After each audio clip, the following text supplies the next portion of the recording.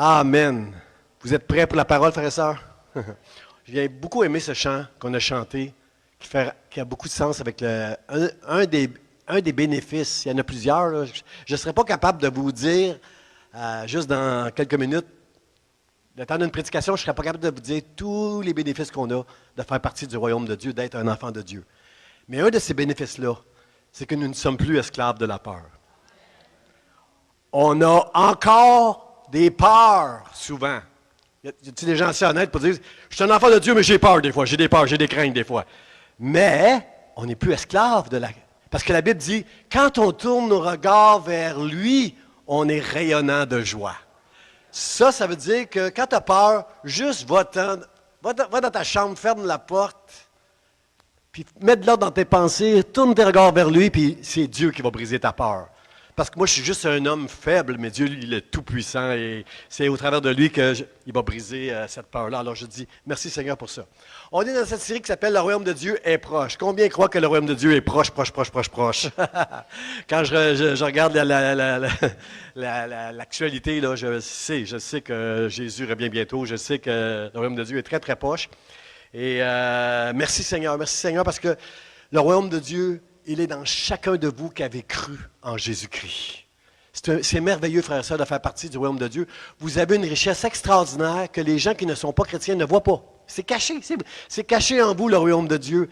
Un jour, on va être dans le royaume de Dieu, ça va être la gloire, ça va être lumineux, ça va être extraordinaire. Mais présentement, il est caché à l'intérieur de nous. Moi, je veux être reconnaissant à Dieu ce matin devant vous pour dire, Seigneur, merci d'avoir fait de moi ton enfant. Un enfant qui n'est plus l'esclave de la peur, un enfant qui peut connaître la paix, la joie, malgré tout ce qui prend place autour de moi. Merci Seigneur, sois béni, dans le nom de Jésus. Alors, le titre de mon message ce matin, c'est « La valeur du royaume », frères et sœurs. La valeur du royaume. Seigneur, frères et sœurs, si on croit que Jésus est vraiment proche, si on croit que plus le mal progresse, plus que le jugement s'en vient, puis ils vont se croiser là, à un moment donné, il va y avoir une fin à un moment donné à tout ce mal. Si on croit que Jésus est à la porte, combien sont d'accord avec moi qu'on devrait faire plus d'efforts, si on croit vraiment ça? De toutes sortes de manières, là, je vais vous donner des indices de ce que j'appelle des efforts tantôt, là, mais on devrait faire des efforts. Mes frères et sœurs, en tant que pasteur, en tant qu'enfant de Dieu, je les vois moins, ces efforts-là, aujourd'hui dans notre génération. Je ne parle pas nécessairement à l'Église d'Espoir, mais dans l'Église d'Espoir aussi. Mais je parle avec des pasteurs, moi, un peu partout dans le Québec, là, et je sais qu'en ce moment, on ne fait pas les efforts qui vont avec le sentiment que ça s'en vient. J'ai lu récemment, je ne sais pas où, là, une prophétie qui a été donnée dans une église. Puis la prophétie disait ceci, je l'ai pris en note. La prophétie disait, « Mon peuple périt, il est en train de mourir, et vous ne le voyez pas. » Frère et sœur, ce que je peux vous dire, que je le vois, moi. Je le vois qu'il y a moins, je ne sais pas comment le dire, frère et sœur, je ne sais pas comment vous le dire. Il y a plus de murmures, il y a plus de critiques, il y a plus de nonchalance. Mais il y a moins de ci, puis il y a moins de ça. Alors qu'on sait qu'il y a quelque chose qui prend place dans le monde entier en ce moment. Et ce matin, j'aimerais si on peut saisir la valeur du royaume, frères et sœurs, ça va changer notre façon de prier, notre façon d'adorer Dieu, notre façon de fonctionner avec Dieu tous les jours. Ça va tout changer, frères et sœurs. Parce que si on se laisse entraîner par une espèce de nonchalance que je suis témoin avec beaucoup de pasteurs, on n'y arrivera pas, frères et sœurs. Mais Dieu est grand, frères et sœurs. Et si juste on peut se tourner vers lui. Toi, tu n'es pas assez fort. Toi, tu n'es pas assez grand.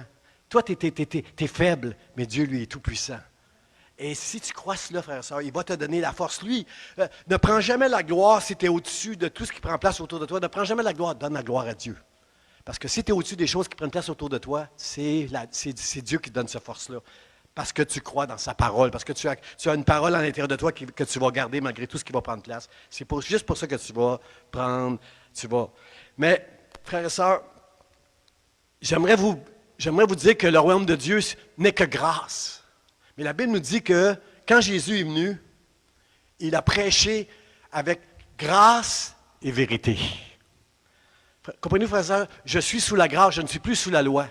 Mais la grâce est aussi la vérité. Est-ce que vous comprenez ce que je veux dire? C'est que Dieu est sévère dans ses exigences. Et même si nous sommes sous la grâce, je ne mérite pas tout ce que j'ai, que Dieu m'accorde. Mais, on marche dans la vérité, frère et sœur. On ne fait pas ce qu'on veut, comme on veut, quand on est un enfant de Dieu, on fait la volonté de Dieu. Et ça c'est grand, ça. Et aussi, Dieu est miséricordieux, mais il est aussi justice. À la croix, la miséricorde de Dieu et la justice s'embrassent.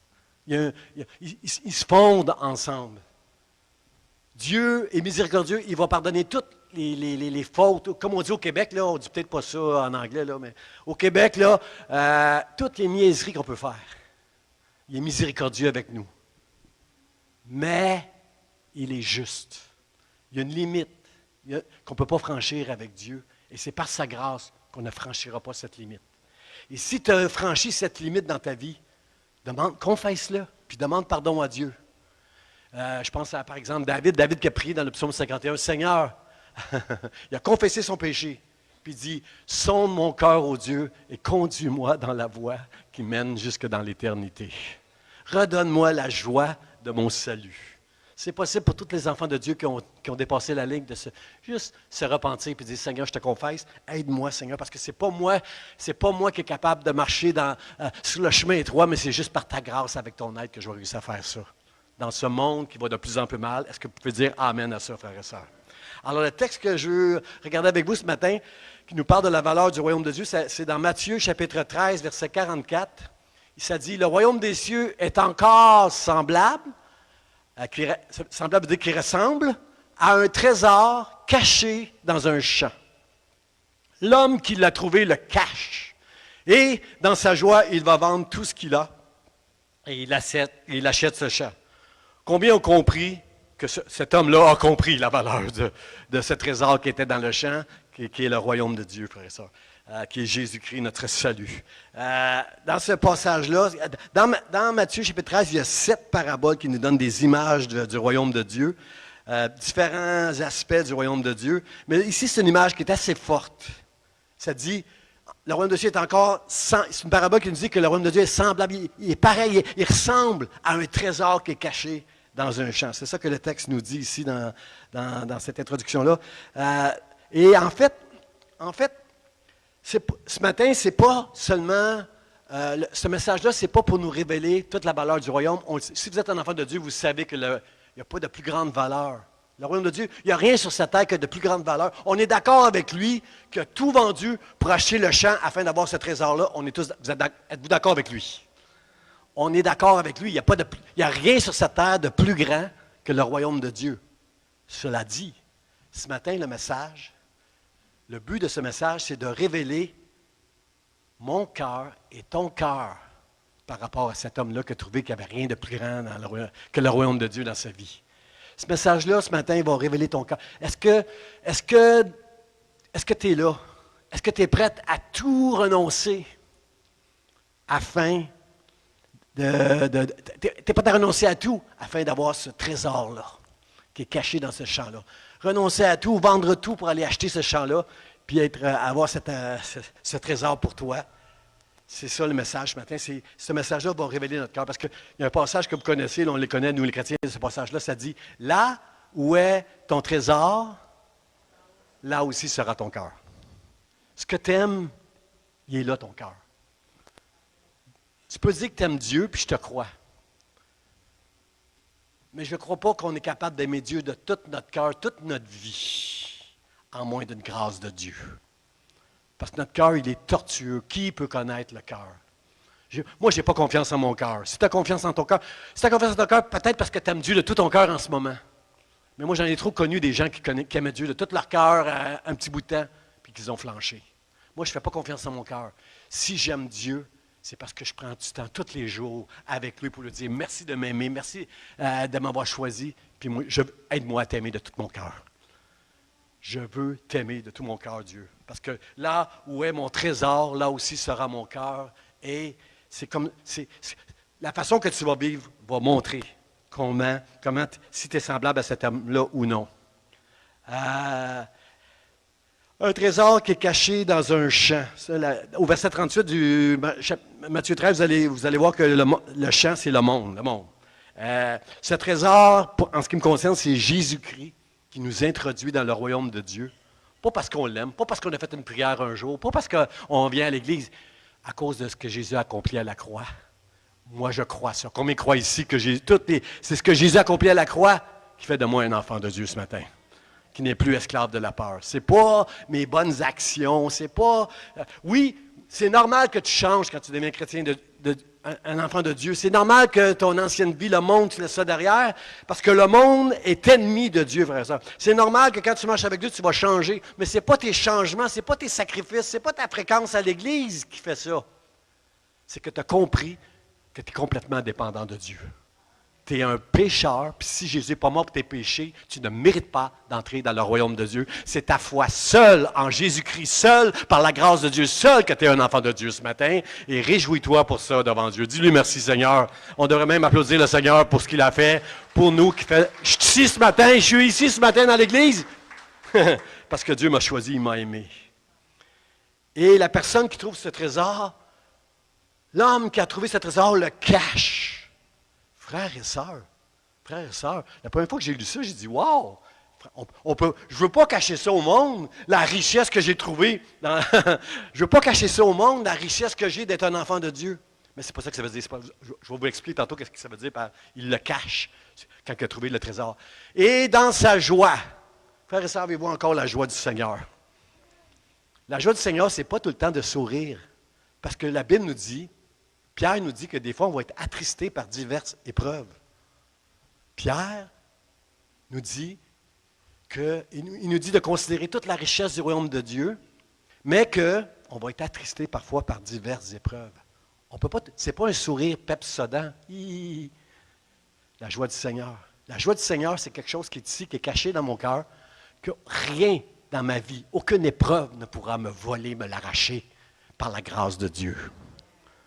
Mais je dois le protéger. Je dois le protéger. Cette joie-là que j'ai dans mon cœur, je dois la protéger. Je vais en parler ce matin. Alors, dans sa joie de trouver ce trésor-là, il va vendre tout ce qu'il a.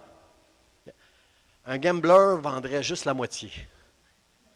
Je ne suis pas sûr, je vais vendre une partie de ce que j'ai, puis non, dans sa joie. Quand il a trouvé ce trésor-là, il n'y a rien. Je vends tout. Je vais être sûr d'avoir ce champ-là. Frère et sœur, on ne peut pas gambler avec Dieu. C'est tout ou c'est rien avec Dieu.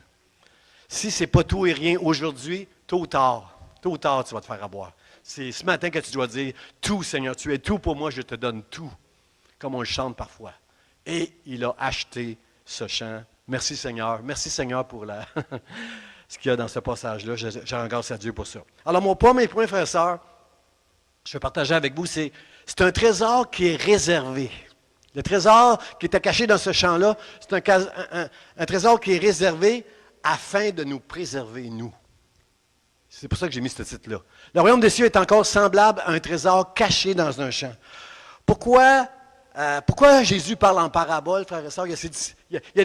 Ses disciples ont demandé ça à un moment donné. Pourquoi Jésus, tu parles en parabole? Parce que, pour pas qu'ils comprennent, c'est pour vous, mon peuple, mes enfants, que le royaume de Dieu, les mystères du royaume de Dieu vont être dévoilés. Vous autres, là, mes enfants, je vais vous l'expliquer. Mais c'est pas pour tout le monde, le royaume de Dieu. Parce que Dieu veut nous préserver. Regardez le passage qui va apparaître, là, on va comprendre un peu plus. Marc, chapitre 4, versets 11 et 12 nous dit, Jésus dit à ses disciples, il dit, c'est à vous, il parle de nous autres, là, c'est à vous qu'a été donné le mystère du royaume de Dieu, mais pour ceux qui sont dehors, tout se passe en parabole. Afin qu'en voyant, ils voient et n'aperçoivent point, et qu'en entendant, ils entendent et ne comprennent point, de peur qu'ils ne se convertissent et que les péchés ne leur soient pardonnés. C'est bizarre, ce passage-là, venant de Jésus. Parce que la Bible nous dit que Dieu veut que tous soient sauvés. Êtes-vous d'accord avec ce passage-là? Dieu désire que tous soient sauvés, le monde entier. Il a envoyé Jésus mourir sur la croix afin que quiconque croit en lui ne périsse point, mais qu'il ait la vie éternelle. Quiconque, ça, c'est des corneilles qui font une bonne vie, mais c'est aussi des larrons qui ont fait une mauvaise vie. quiconque croit en lui va être sauvé par la foi seule en ce que Jésus a fait à la croix. C'est à vous qu'il y a ce mystère-là. Mais le problème, frères et sœurs, c'est pas... Dieu veut que tous soient sauvés. Mais est-ce que vous savez que ce n'est pas tout le monde qui va être sauvé? Est-ce que vous le savez? Ce n'est pas tout le monde qui va être sauvé. Parce que pourquoi l'enfer a été créé? L'enfer a été créé pour Satan, pour les démons qui se sont rebellés contre Dieu, mais aussi pour tous ceux qui refusent de se soumettre à Dieu. De renoncer à toutes les richesses qu'il y a dans ce monde. Non, je ne suis pas prêt à renoncer. Moi, je veux faire ce que je veux, quand je veux, comme je veux. Il y a des gens dans le monde qui pensent comme ça. Le problème, c'est qu'il y a aussi des gens dans l'Église qui pensent comme ça. Oh, ils ne le disent pas. Ils ne disent pas de même. Ils ne disent pas comme ça. Là. Oh, moi, pasteur, je fais ce que je veux, comme je veux, quand je veux. Ils ne le disent pas comme ça. Mais ils se soumettent à personne. Zéro soumission. Alors, ça parle. Ça parle, frère et sœur, que c'est ça. Il faut que tu sois inquiet. Il faut que tu sois inquiet si tu n'es pas prêt à tout donner pour faire partie du royaume de Dieu à cause de ce que Jésus-Christ a fait pour toi. Est-ce que je peux entendre un petit amen? Seigneur, aide-nous. Aide-nous, Seigneur. Aide-nous, Seigneur. Merci, Seigneur, de nous garder et de nous parler ce matin. Parce que c'est pas, frère et sœur, tu n'es pas sauvé pour l'éternité si tu t'appuies sur une prière que tu as faite un jour, une prière de repentance que tu as faite un jour dans l'Église. En 1986, moi, j'ai fait cette prière-là. Seigneur, je t'accepte comme mon sauveur. Mais c'est pas à cause de cette prière-là que je suis sauvé. Je suis sauvé parce que Dieu m'a choisi. Parce que Dieu, il me garde. Pas parce que j'ai toujours été droit, mais parce que lui, il a vu en moi quelque chose que moi-même, je ne vois pas. Dieu a vu quelque chose en vous que vous-même, vous n'avez pas vu. Le larron à la croix, moi, je ne l'aurais pas compté parmi ceux qui allaient être au ciel. Mais Dieu a vu la foi dans ce larron-là et c'était assez pour qu'il l'amène au ciel. Seigneur, aide-nous. Aide-moi, Seigneur, à rester avec cet esprit de repentance, un esprit qui dit, moi, je ne mérite pas le ciel. 40 ans plus tard, après avoir donné mon cœur à Jésus-Christ, je ne mérite toujours pas le ciel, c'est une grâce de Dieu. Parce que lui a vu quelque chose en moi qui au ciel ne changera pas. Mais pourquoi ce passage-là de Marc? C'est pour nous rappeler que Dieu connaît les cœurs. Ce n'est pas tout le monde à qui va permettre, qui va recevoir cette révélation du Saint-Esprit que Dieu a tout accompli pour moi. Ce n'est pas tout le monde. Parce que si Dieu laissait entrer tout le monde au ciel, le ciel deviendrait un jour comme un enfer, comme l'enfer. Si Satan était chassé du ciel, Dieu ne va pas passer l'éternité à chasser des hommes du ciel. Pour nous préserver, le royaume de Dieu est réservé. Le royaume de Dieu, il est réservé pour les élus, pour ceux que Dieu a choisis. Et ce matin, si tu as la foi en Dieu, c'est parce que Dieu t'a choisi. Dis merci Seigneur. Merci Seigneur, tu m'as choisi. Tu vas me garder. Tu vas m'aider à persévérer jusqu'à la fin. Je te rends grâce du privilège que j'ai d'être dans ta maison, dans le nom de Jésus. Merci Seigneur. Merci Seigneur pour ça. Jésus, il dit, je te loue, Père, de cacher toutes ces choses-là aux sages et aux intelligents de ce monde pour les révéler à tes enfants. Je te loue, Père. Merci, Père, que tu m'as révélé ça en moi. Je ne suis pas sage et intelligent comme les gens de ce monde, mais tu m'as choisi, tu m'as regardé, parce que tu as vu dans mon cœur que dans l'éternité entière, jamais je ne vais me révéler contre toi, mais je vais t'adorer pour l'éternité avec reconnaissance. Seigneur, à cause de Jésus, Seigneur, merci. Seigneur, merci pour tout l'amour que tu as pour moi. Merci de m'avoir choisi. Mon deuxième point, frère et sœur, c'est le royaume des cieux est encore semblable à l'homme qui a trouvé le cachot. Oui, mon titre, c'est « Vigilance à l'égard du voleur ». L'homme qui a trouvé ce trésor le cache. Frères et sœurs, on est appelé à annoncer tout ce que Dieu a fait dans ta vie, la joie que tu as dans ton cœur, la paix que tu as dans ton cœur à cause de Dieu, à cause de l'Évangile. Parce que tu crois dans les paroles de l'Évangile, tout ce que Dieu a fait dans ton cœur, comment je pourrais dire, tu dois l'annoncer. La Bible dit de pas, dans notre génération, on est moins évangéliste qu'on l'a déjà été. J'ai connu, moi, dans des années dans l'Église où on sortait de l'Église, puis on évangélisait, puis on avait à cœur les âmes, tout ça. Et on est appelé à évangéliser. Mais ici, ce n'est pas ça le point. C'est pas de cacher le trésor, c'est pas de cacher Jésus-Christ, là, que l'homme fait ici. Ce qu'il fait ici, là, le point qu'il faut comprendre, c'est qu'il cache Il cache le trésor, pour pas, il cache le trésor dans le champ pour aller vendre tout ce qu'il a, puis acheter le champ, puis avoir le trésor pour lui. Comprenez-vous que ce qu'il fait, c'est qu'il protège son trésor pour ne pas se le faire voler. Pour ça, ce matin, j'aimerais qu'on comprenne que si on n'aime pas Dieu de tout notre cœur, s'il y a des trésors autres que Dieu seul, de tout notre cœur, il y a du danger de se faire voler notre trésor. Je parlais avec quelqu'un récemment qui a fait un voyage, puis on lui avait dit, à un certain endroit, il était touriste quelque part, puis il dit, si tu vas à cet endroit-là, là, mets pas de bijoux. Mets pas de bijoux. Parce que ça se peut que tu perdes tes bijoux. Ça se peut qu'on te vole tes bijoux si tu vas là. Alors, comprenez-vous, frère et sœur, que si tu donnes, peut-être que vous ne donnez pas de la valeur à vos bijoux. Moi, j'ai aucun bijou. Moi, ça n'a aucune valeur. Moi, montrez-moi un diamant, puis c'est juste une roche pour moi. Moi, j'aime pas les bijoux, j'aime pas les montres. Je cheap un peu, là, mais j'ai l'heure sur mon cellulaire. Je n'ai pas besoin d'une montre, là. Mais j'aime juste pas avoir des bijoux. Moi, j'aime pas ça. Mais si ça a de la valeur pour toi, les bijoux, il y a des pays, là, mêlez pas tes bijoux. Parce qu'on va te dire, donne-moi tes bijoux. Ah, puis tu n'as pas le choix de donner tes bijoux. Parce qu'on veut t'évoler. Alors, si c'est précieux pour toi, tes bijoux, tu vas les laisser cachés dans ton coffre, dans la chambre d'hôtel, parce que tu sais que tu vas te faire voler. Mon frère, ma soeur, est-ce que je peux te dire que l'ennemi, c'est un voleur? Puis il veut te voler ce trésor qui est caché dans ton cœur. Le monde ne le voit pas, mais le diable le voit, lui. Si tu aimes Dieu de tout ton cœur, lui, il le voit, puis il est rusé. Puis il est très créatif pour t'attirer dans toutes sortes de choses, pour t'éloigner tranquillement de Dieu, puis te voler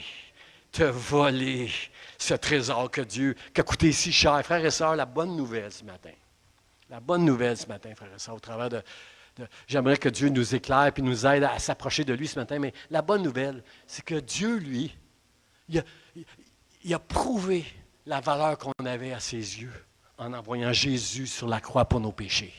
Pendant 33 ans et demi, Jésus a vécu, s'est incarné, il a vécu comme un homme. Il a renoncé à la gloire du ciel, l'adoration des anges.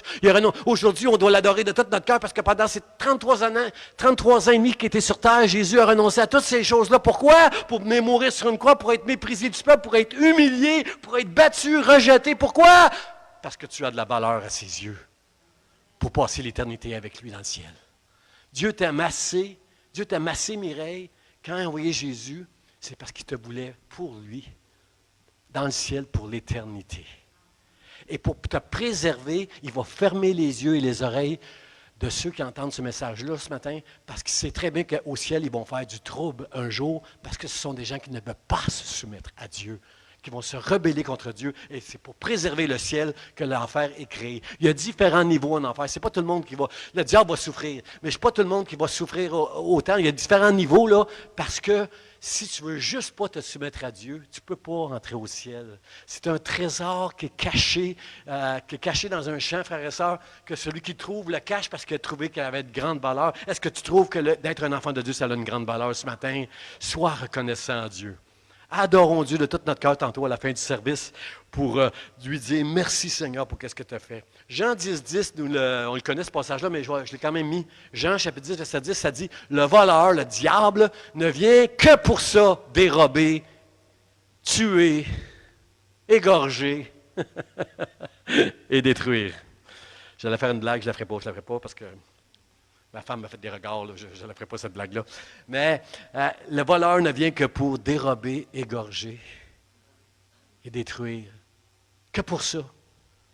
Il te déteste.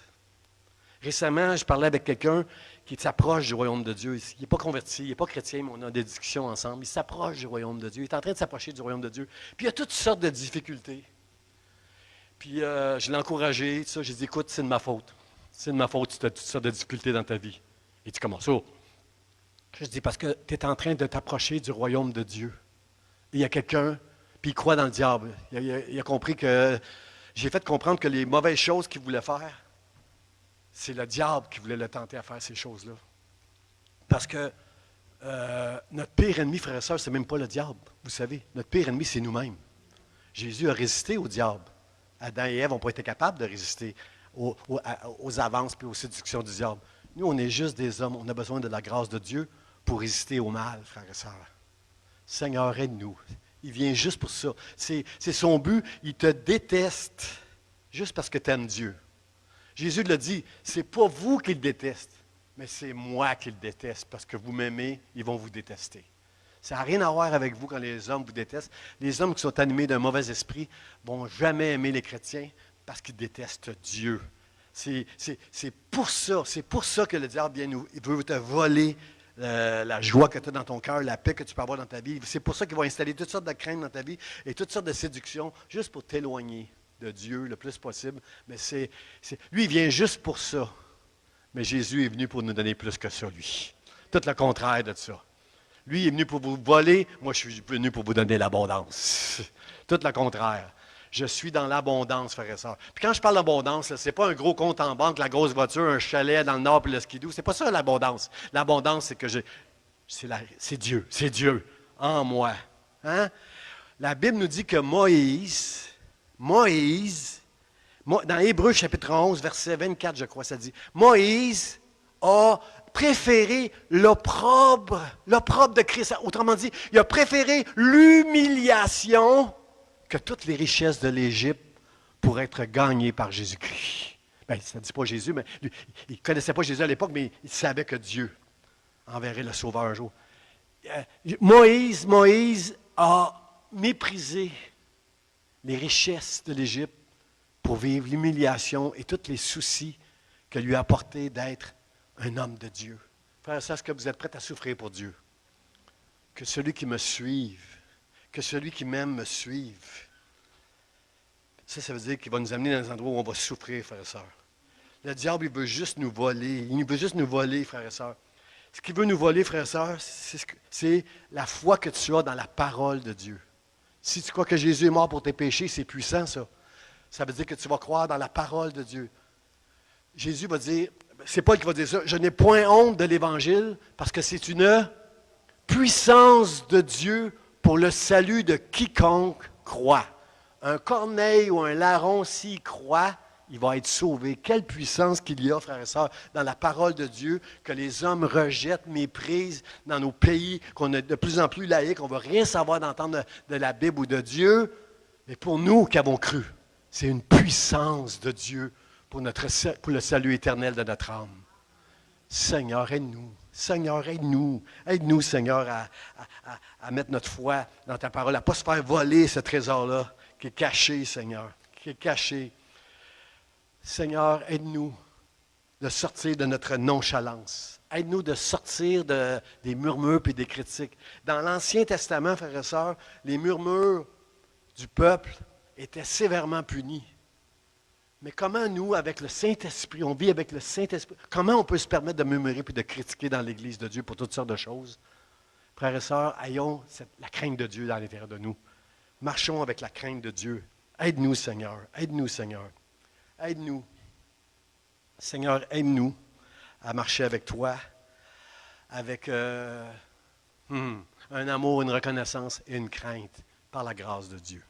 Mon troisième point, frère, c'est que la valeur du royaume de Dieu, c'est clair, c'est que c'est un royaume qui est inestimable. Et dans sa joie, il va vendre tout ce qu'il a et il achète ce champ. Dans sa joie, il vend tout ce qu'il a parce qu'il a trouvé un trésor, frères et sœurs. Il a trouvé un trésor qui était plus grand que tout ce qu'il possédait. On connaît cette parabole on connaît cette histoire avec le jeune homme riche. Le jeune homme riche qui s'avance vers Jésus parce qu'il veut devenir un disciple. C'est pas qu'il veut devenir un disciple, mais Jésus va lui offrir de devenir un disciple. Il dit, Seigneur, qu'est-ce qui me manque là? Qu'est-ce qui me manque là? Moi, j'ai fait ci, j'ai fait ça de ma vie, j'ai pas fait ci, j'ai écouté la loi. Toutes les choses, les commandements de la loi, là, je les ai observés. Là. Qu'est-ce qui me manque? Qu'est-ce qui me manque, Seigneur? La Bible nous dit que c'était un jeune homme riche. Je veux croire que le mot « jeune » est important. Quand c'est écrit dans la Bible « jeune homme riche », je veux croire que l'Esprit de Dieu veut qu'on regarde le mot « jeune ». Je crois que quand on est jeune, on est plus sujet à passer à côté de la valeur inestimable du royaume de Dieu parce qu'il y a tellement de choses qui nous intéressent dans le monde. Tout a l'air intéressant. Il y a plein de passions, il y a plein de choses intéressantes dans ce monde quand on est jeune, mais plus on vieillit, plus c'est fade. Tout ce que le monde peut nous offrir, c'est fade à mes yeux. Parce que je vieillis peut-être, mais peut-être que quand j'étais jeune, il y a bien des choses qui m'intéressaient, qui ne m'intéressent plus, parce que je comprends en vieillissant qu'il n'y a rien de plus grand que le royaume de Dieu. Et je remercie Dieu de m'avoir gardé toutes ces années-là, à persévérer, en aimant Dieu de tout mon cœur, en marchant avec lui. Le jeune homme riche, lui, il était plus attaché à ses biens. Puis il était aussi un peu comme, il était un peu religieux quand il disait, moi j'ai fait ça, Seigneur, j'ai fait ça, j'ai fait ça. Il s'appuyait sur ses qualités morales, plus que de vouloir se départir de tous ses biens. Moi, il n'y a jamais un pasteur qui va dire à personne, vends tous tes biens, puis tu vas pouvoir venir au salut. Mais c'est plus que des biens, frères et sœurs. Tout, ça veut dire, il n'y a rien dans ce monde, il n'y a rien dans mon cœur, il n'y a rien dans ma maison qui va passer avant Dieu. Amen. Tu aimeras ton père et ta mère plus. Si tu aimes ton père et ta mère plus que moi, tu n'es pas digne du royaume de Dieu. Dieu ne nous dit pas de ne pas aimer nos parents.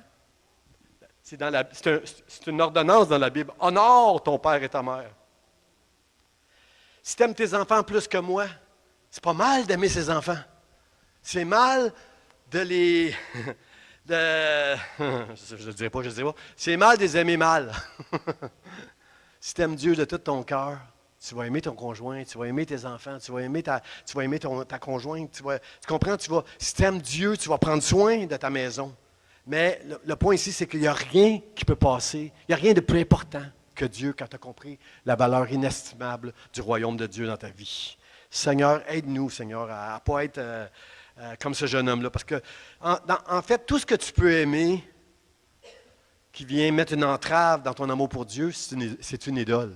Le premier commandement, c'est tu n'auras pas d'autre Dieu devant ta face. Tu n'iras pas vers les idoles pour faire des sacrifices. Tu aimeras Dieu de tout ton cœur. C'est ça le plus grand commandement pour Jésus. Tu aimeras Dieu de tout ton cœur.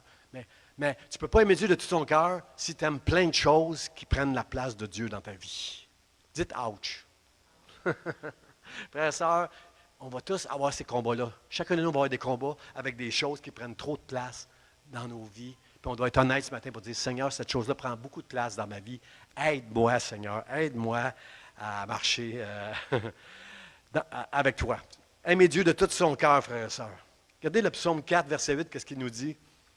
Ça dit, tu mets dans mon cœur plus de joie qu'ils en ont quand abondent leur froment et leur mou. À l'époque, là, quand le psalmiste a écrit ça, là, il est en train de dire que à la saison de la récolte, là, quand les gens ont leur récolte, là, tout le blé, tout le vin, à cette époque, le jour de la récolte, quand tu as une grande récolte, on appelle ça la prospérité et la bénédiction. Il y a des prédicateurs qui enseignent ça aujourd'hui, que plus tu en as dans ta maison, ça prouve que tu es béni, puis plus que tu es prospère, ça prouve que tu es béni. Mais le psalmiste, il n'est pas d'accord avec ça. Parce qu'il dit, tu mets dans mon cœur plus de joie. Moi, j'en ai pas de grosse récolte. Moi, j'en ai pas plein dans la maison, mes greniers, du blé puis du vin. J'ai pas de richesse matérielle. J'ai juste un peu de pain pour manger. Mais, quand tu mets plus de joie dans mon cœur que quand ils abondent leur froment et leur mou, parce que Dieu, c'est toi mon trésor. C'est toi ma richesse. C'est toi. Tu m'as donné ton salut, Seigneur. Tu m'as introduit dans le royaume de Dieu qui a une valeur inestimable. Tu mets plus de... Quand je pense à toutes ces choses, mon cœur est rayonnant de joie. J'ai plus de joie qu'eux avec tous leurs biens, leurs bénédictions éphémères. Ils vont manger, ils vont boire, ils vont se réjouir. Mais moi, j'ai une joie et un amour éternel qui est caché dans mon cœur.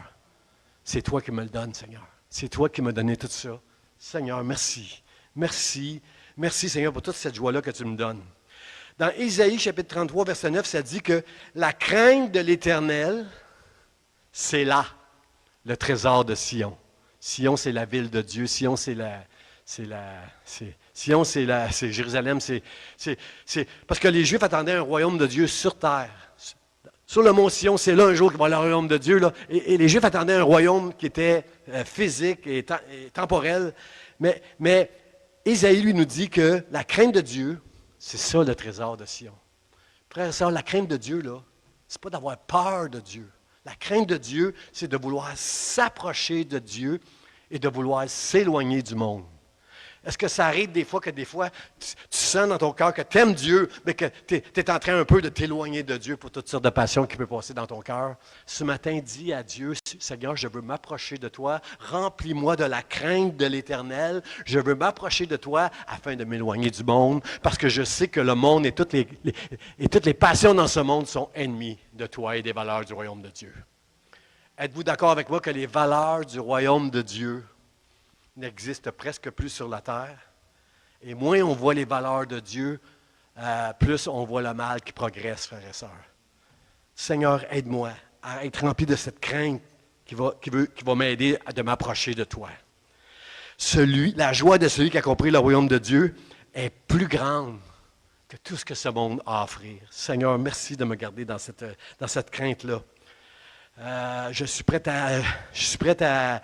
à suivre Jésus et à souffrir à tout ce que Dieu veut me donner, tout ce que Dieu m'a accordé. Comprenant ça, je veux suivre Jésus. Puis ça veut dire souffrir, ça veut dire obéir, pas faire ma volonté à moi, mais faire la volonté du Père. Seigneur Jésus, aide-moi. Aide-moi à renoncer à tout afin de te suivre, toi, dans le nom de Jésus. L'apôtre Paul, il va dire quelque chose du genre, qu'est-ce qu'il dit, Paul? Qu'est-ce qu'il dit? J'ai-tu pris une petite note? Il va dire, il dit, j'ai renoncé à tout. Oui, Paul va dire à un moment donné, quelque part dans Éphésiens chapitre 3, j'ai renoncé à tout. Parce que tout ce que je voyais qui était bénissant, avant là, d'être un pharisien, un chef, avoir un titre, avoir l'honneur, l'estime des gens autour de moi, avant là, j'étais quelqu'un d'important. Avant, j'avais des biens. Avant, j'avais certaines richesses. Mais toutes ces choses que je regardais comme des gains avant, maintenant, je les regarde comme de la boue afin d'être gagné en Jésus-Christ. Il dit, je renonce à tout. Frère et sœur, si tu dis ça ce matin, si pendant qu'on va louer le Seigneur, tu dis, je renonce à tout, et que Dieu vient t'éprouver, tu vas connaître le prix de c'est quoi renoncer à tout. Il m'est arrivé dans ma vie où j'ai trouvé que le prix était élevé de renoncer à tout. Mais par la grâce, mais Dieu m'a donné sa grâce pour que je puisse voir en une fraction, un peu de lumière, que je puisse voir la valeur inestimable du royaume de Dieu. Et Dieu, dans sa grâce, par son esprit, en mettant ma foi dans la parole de Dieu, en tournant mes regards vers lui, j'ai rayonné de joie et j'ai accepté les sacrifices que Dieu me demandait. Puis c'était pas difficile, frère et sœur. Pas parce que je suis un homme de Dieu, pas parce que je suis pasteur.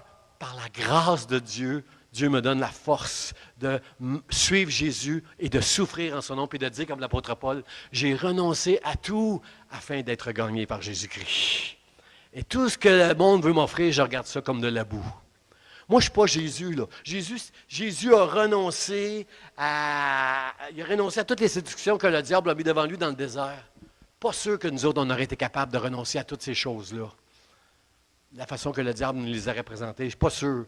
Puis si on aurait réussi, peut-être qu'on aurait réussi, mais en disant, moi, j'ai mis un trésor en arrière de moi, là, moi. Mais mon point, c'est, Seigneur, merci pour la grâce que tu nous donnes de marcher avec toi 1 an plus tard, 10 ans plus tard, 40 ans plus tard. Seigneur, merci. Merci pour la grâce que tu nous donnes de rester, de résister, puis de marcher avec toi dans le nom de Jésus. Amen. Amen. Dieu a tout payé, frères et sœurs. Dieu a tout payé. Dieu a tout payé pour que je puisse faire partie du royaume de Dieu. Seigneur, merci. Comment? Après ça, je vais vous donner des indices. Quels sont les indices pour savoir si je considère que le royaume de Dieu, si mon cœur est avec Dieu ou si mon trésor est ailleurs? Je vais vous donner des indices, frères et sœurs. Est-ce que tu lis la parole de Dieu tous les jours? Parce que si tu ne lis pas la parole tous les jours, comment tu peux... C'est quand tu lis la parole qu'il y a un passage qui va t'accrocher. Puis ce passage-là va t'aider. Si tu crois en Jésus-Christ, la foi vient de ce qu'on entend et ce qu'on entend vient. Si Dieu t'a donné la foi par sa grâce en Jésus-Christ et Jésus, ta foi s'appuie sur la parole de Dieu. Nous croyons que la Bible, c'est la parole de Dieu, qu'elle est c'est inspiré de Dieu, sans faute. Alors, Dieu, si tu lis la parole de Dieu, c'est là que Dieu va donner la force et ton pain pour traverser la journée. Ce n'est pas mon petit déjeuner, puis quand je dis petit déjeuner, je devrais enlever le mot petit. Quand je prends un bon déjeuner, c'est pour me donner des forces pour la journée. Bien, la parole de Dieu, c'est ta force, c'est ton pain. Tu dois lire tous les jours si tu ne veux pas te faire voler ta joie, la paix, si tu ne veux pas être rempli par des craintes, si tu ne veux pas être méchant avec tes enfants ou avec ton conjoint, tu dois lire la parole de Dieu tous les jours. Dites Amen. Tu dois avoir des temps de prière tous les jours. Oh, pasteur, je prie souvent, là, mais pas tous les jours. Là. Mais si tu aimes Dieu de tout ton cœur, si tu crois que le royaume de Dieu a une valeur inestimable, de ne pas prier, tu es en train de révéler à toi-même, à ton propre cœur, que Dieu n'est pas tout pour toi. Combien veulent dire, pasteur, tu as raison, il faut que je prie tous les jours. Dites Amen, là, qu'on vous entende là, sur Facebook. Tu dois prier tous les jours pour montrer la valeur. Puis si tu ne le fais pas, dis à Dieu, Seigneur, je te demande pardon parce que je pense que je t'ai offensé en ne prenant pas le temps de prier puis de lire tous les jours ta parole afin de ne pas me laisser voler par le voleur qui est tellement rusé. Je ne veux pas me laisser voler. Aussi, frères et sœurs, dans notre génération, quand je disais tantôt qu'il y avait de la nonchalance dans notre génération, je parle avec d'autres pasteurs, là. Ce que je vous dis, là, c'est vrai, là. Frères et sœurs, est-ce qu'on n'est pas rendu dans une génération où on manque nos réunions facilement? Pour toutes sortes de raisons, on va manquer nos réunions. Moi, dans ma génération, quand j'ai connu le Seigneur, on avait 5 réunions par semaine à l'Église. C'était peut-être un peu trop des fois. Parce que des fois, j'avais des devoirs à la maison que je négligeais un peu, là. On était à l'église le dimanche matin, le dimanche soir, il y avait la prière le lundi soir, il y avait l'enseignement le mercredi soir. Des fois, on avait un samedi, dimanche à l'église parce qu'il y avait tout ça. Il y en avait peut-être un peu trop, je ne sais pas si on peut dire ça de même, mais aujourd'hui, êtes-vous d'accord avec moi qu'on néglige facilement nos réunions? Pour toutes sortes de raisons. Oups, j'ai eu de la visite à Baptiste Pasteur, je vais vous écouter au travers de Facebook. C'est trop facile dans notre génération de manquer des réunions. Puis ça, je vous dis ça, frères et sœurs, juste pour que vous évaluez votre cœur. Juste que vous Parce que, frères et sœurs, si c'est facile pour toi de manquer une réunion, c'est peut-être parce que tu viens à l'Église, mais tu n'entends pas le Seigneur te parler. Viens à la réunion d'une manière que, Seigneur, je viens à l'Église ce matin pour t'adorer. Parle-moi, Seigneur. Parle-moi, je veux, par ton esprit, trouve une parole que le pasteur ou Nicole va prêcher. Seigneur, trouve une parole qui va m'adresser moi parce que je t'aime de tout mon cœur. Je veux t'entendre. Quand on entend Dieu, c'est extraordinaire, frère. Ça nous donne un boost, là. C'est merveilleux. Les réunions, frère et sœurs, l'adoration, frère et sœurs. Moi, je considère que de ne pas adorer Dieu, c'est une offense pour Dieu. Avec tout ce que Dieu a fait pour nous, frères et sœurs, on ne peut pas rester en silence quand on adore Dieu. On ne peut pas rester tranquille et silencieux. Frères et sœurs, on doit adorer Dieu de tout notre cœur. Les musiciens vont être d'accord avec moi. Gabriel, Francine, Shirley, vous allez être d'accord avec moi. La louange, l'adoration, si on n'est pas en train d'adorer, si on ne vient pas adorer Dieu de tout notre cœur, frères et sœurs, on est en train d'offenser Dieu. Imagine-toi, là, tu es un itinérant. Quelqu'un arrive à côté de toi, puis il donne les clés, il dit, tiens, je te donne mon auto. Peut-être, je te donne les clés aussi de ma maison. Je suis riche, moi, je te donne ma maison. Puis tiens, je te fais un chèque de 10 000 là. Puis, tu comprends-tu que tu peux pas regarder cet homme-là? Merci. Non.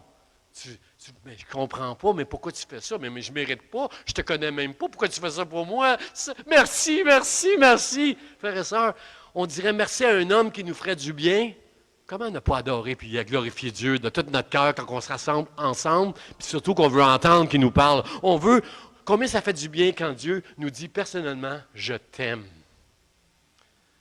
Ce matin, on s'en vient dans la voiture, ma femme, à un moment donné, elle ne sait pas ce que je vais prêcher. On s'en vient dans la voiture, puis à un moment donné, elle me dit, Dieu t'aime. Sois solide, mon homme, Dieu il t'aime. Et qu'elle me fait du bien, et que ça me fait du bien.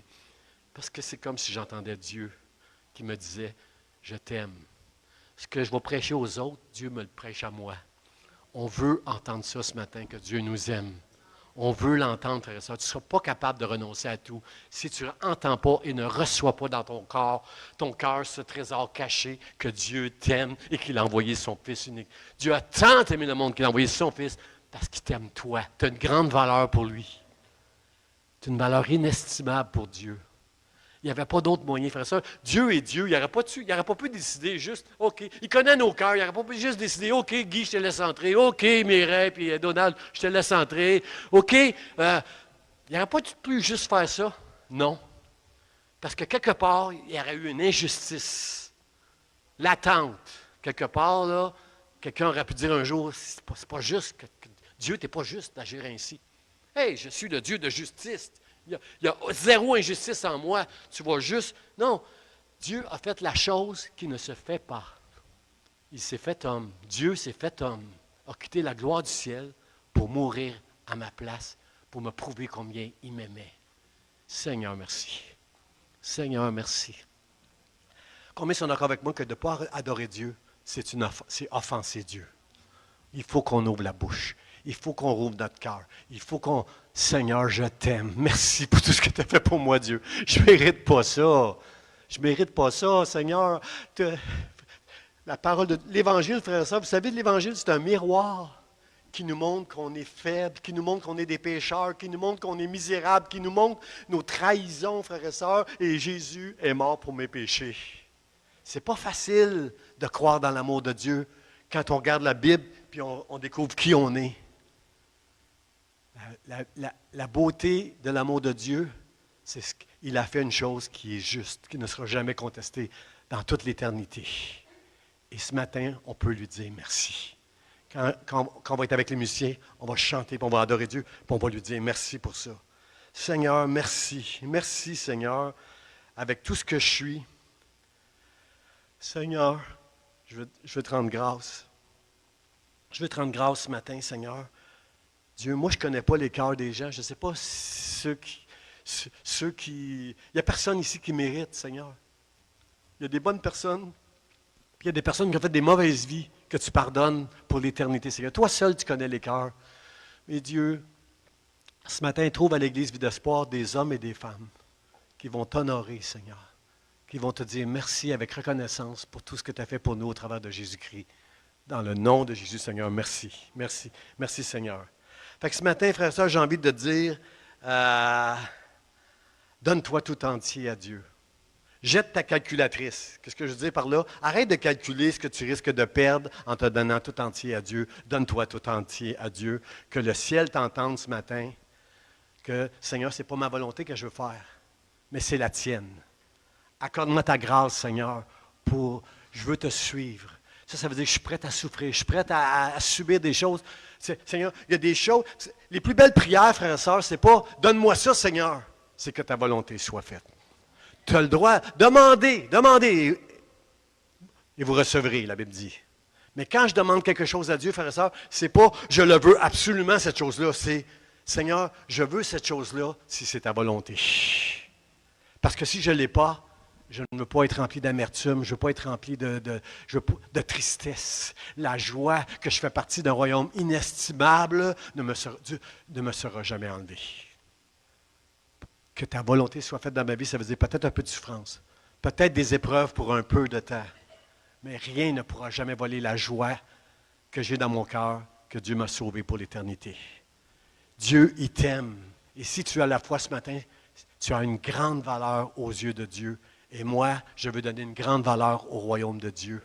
Quand je regarde toute la valeur que j'ai aux yeux de Dieu, Seigneur, sois béni ce matin. Sois glorifié. J'invite le musicien pour faire un dernier chant où on va adorer Dieu. Frère ça, le mot de la fin, c'est celui-là. Il a vendu, dans sa joie, il a tout vendu, il est allé acheter ce champ. Frère et sœurs, c'est un drôle de mot, hein? Acheter ce champ. Est-ce qu'on peut acheter notre salut, frère et sœurs? Pour que à Facebook vous entende, est-ce qu'on peut acheter notre salut? On ne peut pas l'acheter. Ce n'est pas avec des sacrifices. Ce n'est pas en faisant une bonne vie. Le jeune homme riche, il a dit à Dieu, j'ai tout accompli, j'ai tout fait ça, j'ai pas commis d'adultère, j'ai honoré mon père, ma mère, j'ai fait ci, j'ai fait ça, j'ai tout fait ça, Seigneur. J'ai tout fait ça, Seigneur. Ce n'est pas en faisant des bonnes œuvres qu'on va être sauvé. J'espère que le jeune homme riche, plus tard, la Bible ne nous dit pas, j'espère que plus tard, en vieillissant, il a pu se reprendre et se convertir, entendre la parole de Dieu, demander pardon, puis être pardonné. J'espère qu'il l'a fait. Mais mon point, c'est qu'on ne peut pas acheter, frères et sœurs. Parce que c'est par la foi seule, en ce que Jésus seul a accompli à la croix, que j'ai mon billet pour aller dans le ciel pour l'éternité. En fait, celui qui a payé ce champ-là, c'est Jésus, en donnant sa propre vie. C'est avec ça, frère et sœur. Si tu crois que Jésus est mort pour tes péchés, tu as tout ce qu'il faut pour acheter ce champ, puis le cacher pour que le diable ne vienne jamais te le voler. Si on savait à l'heure que le voleur viendrait, on veillerait. On ne laisserait pas notre maison se faire dire. On serait pas. Personne ne fait ça maintenant sur Facebook de dire qu'il s'en va en vacances pour 2 semaines puis laisser son adresse. Là. Personne ne fait ça parce qu'on sait qu'on pourrait se faire voler.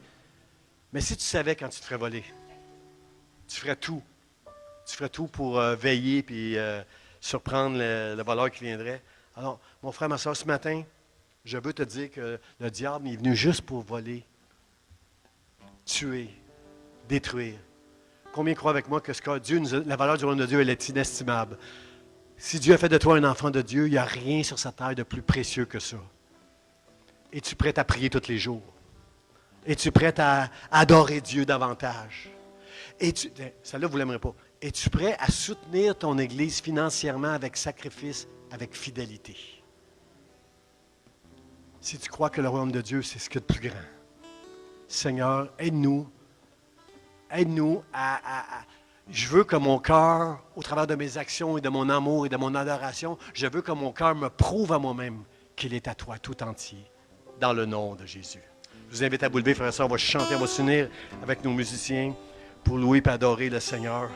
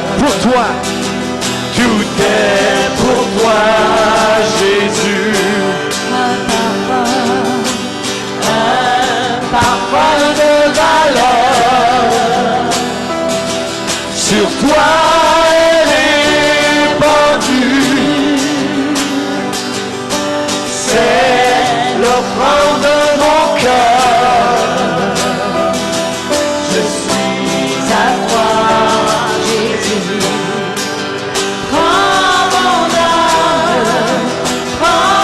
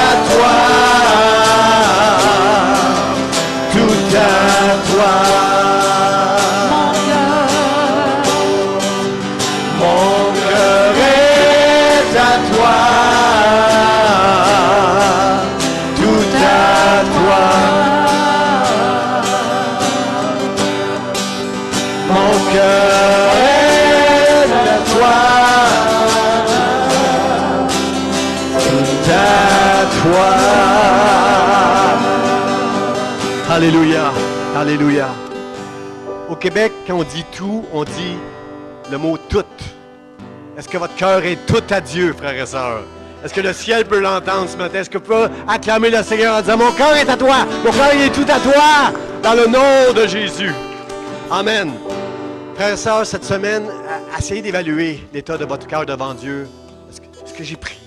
Est-ce que j'ai envie d'aller prier? Non, je n'ai pas envie d'aller prier, mais Seigneur, je vais le faire parce que tu as une grande valeur à mes yeux. Et je sais qu'au travers de la prière, tu vas me rappeler. Au travers de la lecture de la parole, tu vas me rappeler. Dans mon implication, tu vas me rappeler, Seigneur, combien le royaume de Dieu, il est inestimable dans le nom de Jésus. Saluez au moins 5 personnes ce matin avant de quitter en lui disant que le royaume de Dieu, il est inestimable.